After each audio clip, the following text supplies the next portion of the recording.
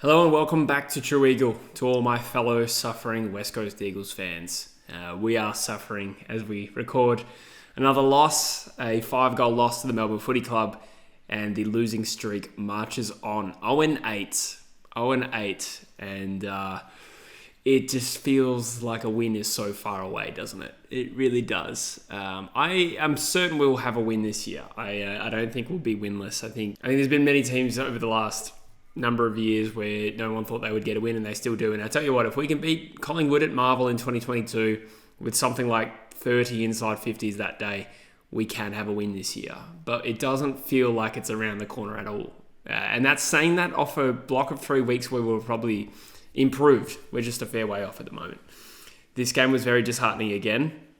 And I can sense that around, from other Eagles fans, not only at the game, but, just talking to them at work. And the mood is low, and there's never been less keenness to talk about these Eagles at the moment. And we didn't even have a particularly bad loss. It was just kind of more of the same. I was not one who really expected to win this game against Melbourne. They've looked improved over the previous fortnight. And it's hard to gauge where they're at, actually, to be honest. I don't want to throw out an excuse and say, well, Melbourne are a lot better than us. They should be a lot better than us, but they haven't been, and North touched them up, and then they improved. So I don't really know where that sits, but the feel of this game and the general stat profile of this game resembled one where we were played against a much better team, and it certainly looked that way. Their midfield dominance and then pretty much across the board, all the stats. So it was just another typical West Coast loss, to be honest. Nothing too outrageous, but at the same time, save for a 15-minute patch in the second quarter where we kicked 5 goals, that was, the only part of the game we were really even matching with them, to be honest. So I really do think being at the games does sort of impact my enjoyment of them in a negative way, because obviously all the home games we've had this year have not been good, nor have the away games, to be honest. But I think that really does rub off on me. The mood of the crowd, and when the fans groan when we make a mistake or there's a free kick given away, it really does affect your mood, and I really wasn't enjoying that game against Melbourne. Even throughout the early stages of that game, it just felt like there was a big difference between us and them. We kicked 6 behinds to start the game. They missed a bunch too from memory. I think they were around 3-6 to 0-6. But I remember even thinking, when we kicked the 5 in a row, we hit the front at halftime. It was exciting. You'd be silly to not have enjoyed that part of the game. But I remember thinking, shit, even though we're in front, we have to improve a lot to win this game.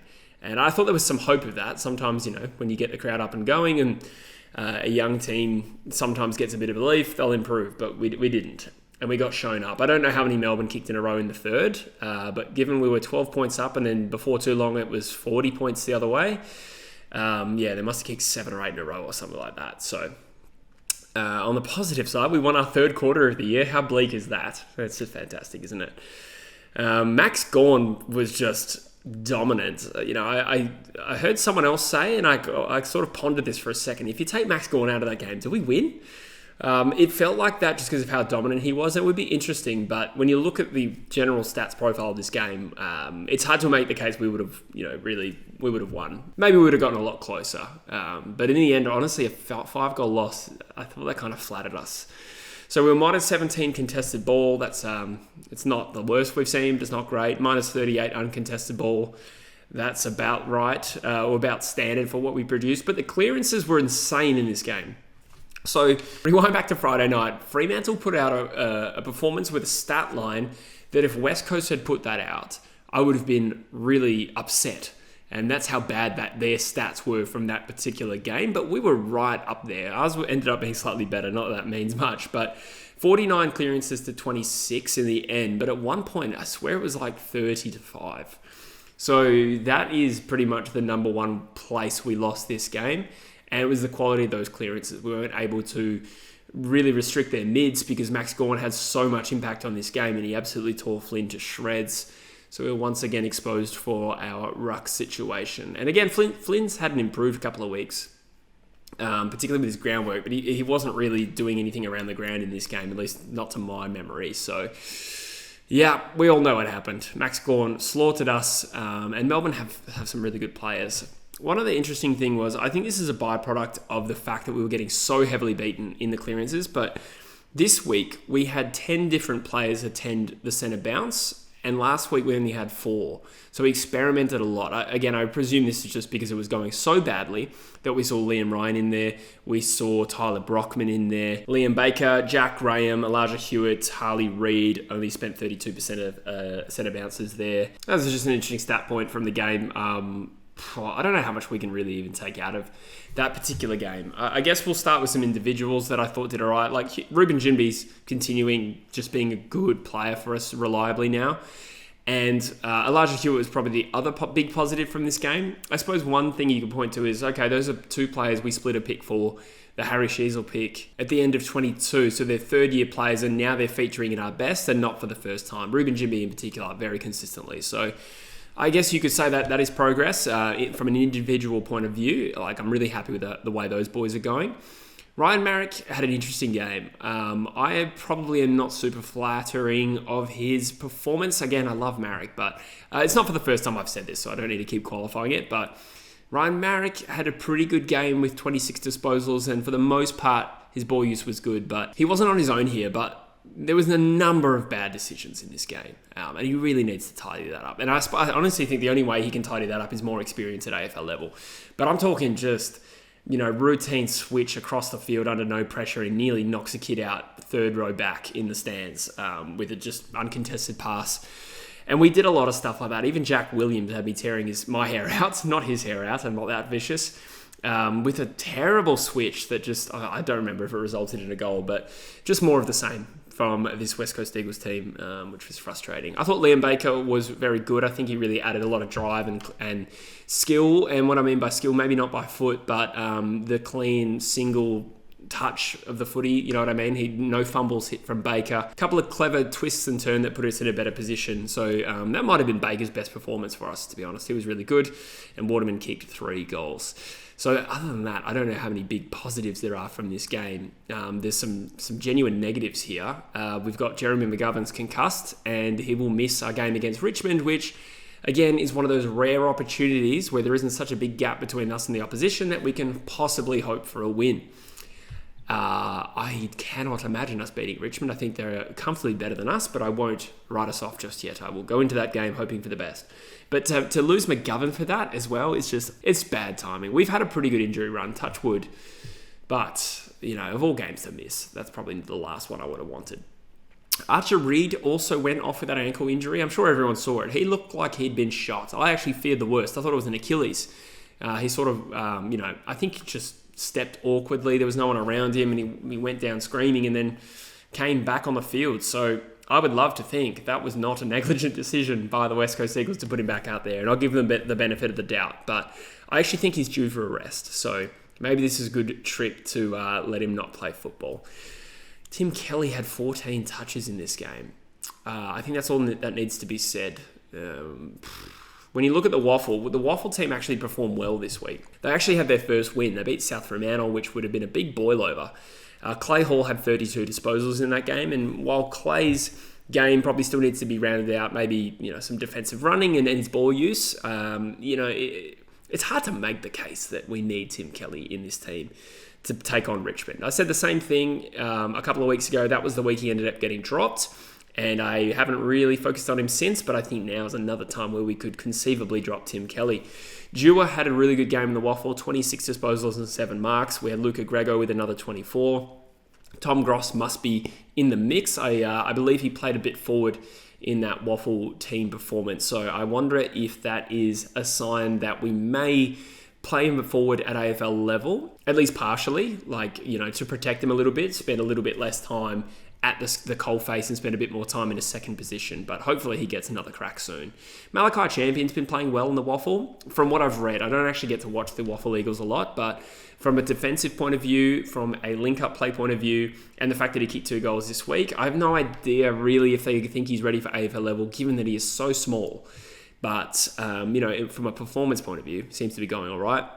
And Rat Bazzo is another forgotten kind of player who has missed so much football over the last few years that is now back in the team and playing some solid footy. So he was named as one of the better players in the Waffle, and it's going to be a very interesting decision who we bring in for Jeremy McGovern next week. Oscar Allen has to play back. So who goes with him? Sandy Brock's played some decent footy in the Waffle. Harry Edwards missed last week with an ankle, so may not be available. I'm not sure on that. And Rhett Bazzo could be, but, I think he's probably not a true key position defender at this point. So I'm a little worried if we go into a game with Oscar Allen and Rhett Bazzo as our key defenders. So maybe Sandy Brock is the best option there. But I think Bazzo deserves an opportunity before too long. Just not sure how he fits into the team. Ideally with two other talls with him. It is very easy to see that Harley Reid's movement is so limited at the moment. I certainly don't think he's overweight. I don't know what people are seeing there. He's always kind of been a bit pudgy, but that's just sort of his natural puppy fat. Last year he had that and his movement was so much better. And I don't know if this is an at the game thing. I don't want to be patronising if maybe people can see it on TV. But when you see a larger Hewitt play and the way he moves laterally and the way he runs into space with and without the footy, there was that good goal he kicked, that first one on the run where he sort of ran and created overlap. Like Harley can move like that, but he has not moved like that all year. So all that to say, I think Harley's conditioning, we know he had an injury in the preseason, is a bit of an issue, and his body is not allowing him to do the things that made him look good last year. I still think he's doing okay, in the sense that what he's doing with the footy isn't too bad, but I'd love to see him get his hands on the footy a bit more, and in damaging positions. It seems like he's very much winning the ball in tight and dishing it off at the moment. So yeah, maybe he's limited by his body. I wonder if we need to give him a rest soon. I wouldn't do it against Richmond, and then we have a game against the Saints in Perth the following week, but maybe that Adelaide trip the week after, which is it's probably not going to go well. Maybe that's a good one for him to stay home and put his feet up. So yeah, not a whole lot of analysis from this game. We have a mid-season draft coming up, and we have at least one spot from... actually, I think we went into the year with one spot, didn't we? Forgive me, I should have fact-checked that. I know we signed Sandy Brock. Maybe we took that spot.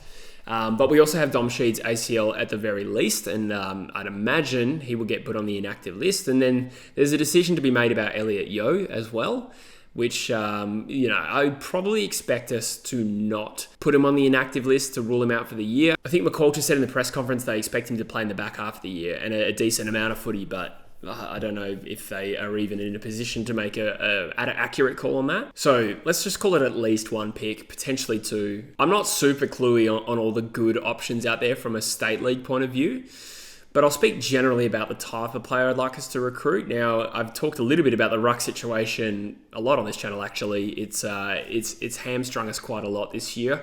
It's not always the reason you should lose the clearance battle that heavily, although in this game, with Max Gawn's dominance in the way that he was dominating, it was a big factor. But regardless, yes, we do need a good ruck, but I just don't believe that is going to be rectified in the mid-season draft. I think there's been talk of, is it Oliver Eastland in the Waffle?